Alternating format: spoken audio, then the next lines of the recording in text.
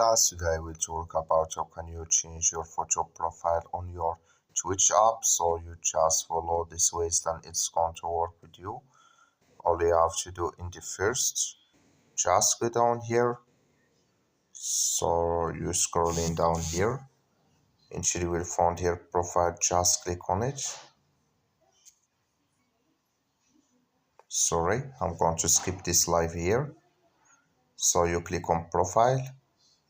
Then it's going to take you to this list. It's going to show for you like this here. Then you click here on edit profile.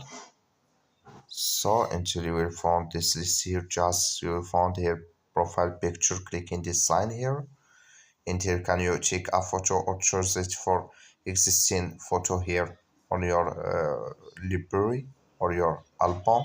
So that's all you have to do to change your photo profile. That's all. Thank you for watching. Don't forget to support us by liking, subscribe.